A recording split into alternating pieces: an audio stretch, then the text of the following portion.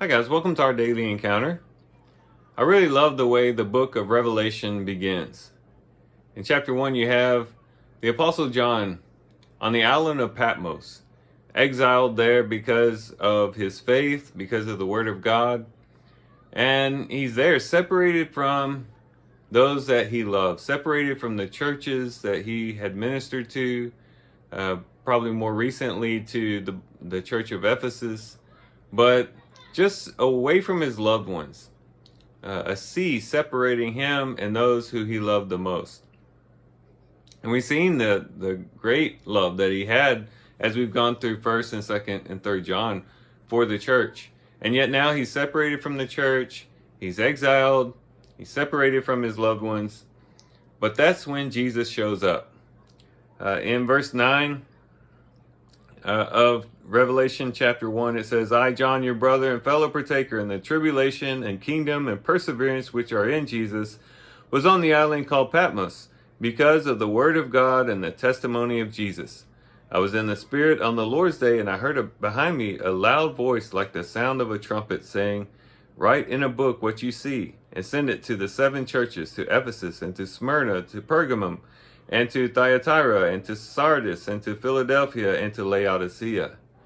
And then he says he turned around to see the voice that was speaking to him, and he sees Jesus Christ. And the Lord actually speaks to him. And so while he's in this exile state, while he's in this place of persecution, separation from his loved ones, Jesus shows up. And he gets a wonderful and beautiful revelation of Christ. And that's something we need to remember, because there are a lot of us this very day who are in exile, who are on our own island of Patmos. That may not be, of course, the literal Patmos where John was exiled, but we are all, or many people today are exiled, either physically from their loved ones, maybe because of the pandemic. Maybe they're not able to see loved ones as they were before, and so they're physically exiled from their loved ones, much like John was. Or it might be some type of mental or emotional exile we find ourselves in, where we're around a lot of people and we're maybe around the same people we've always been around, but because something is weighing on our heart, maybe because of some loss we recently suffered, we feel exiled. We feel separated from the people around us. People don't perhaps understand what we're going through, and so we feel like there's a gap between us and everybody else around us, a sea, if you will, between us and everyone around us.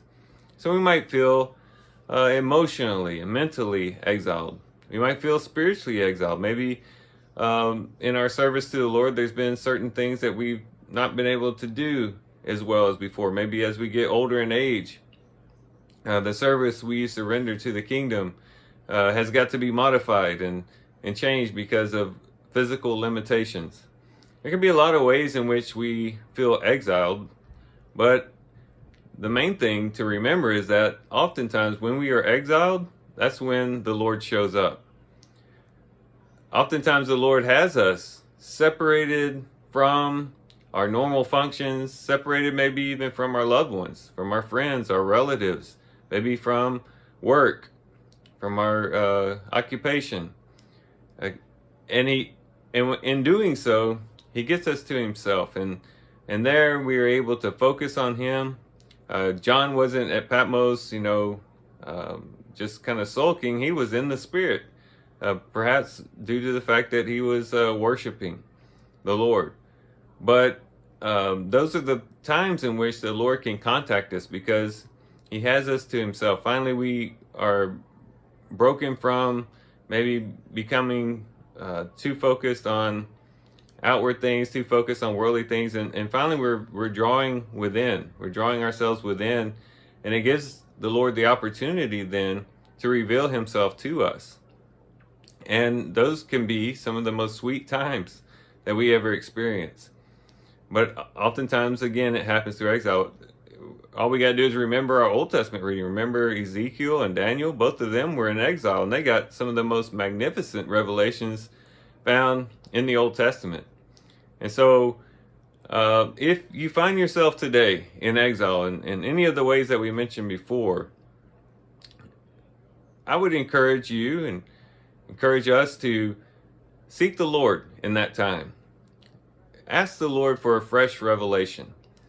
Ask the Lord for a fresh manifestation of His presence, to come in His consolation, to come in His peace and in His joy, and to allow us to experience Him in a way that perhaps we wouldn't be able to without being in exile, without the suffering that we might be enduring. And cling close to the Lord, draw close to Him, and seek His face while in exile. That's our encouragement today. So with that, guys, I do thank you for watching the video today. Hope you guys have a great day. Love you guys. God bless.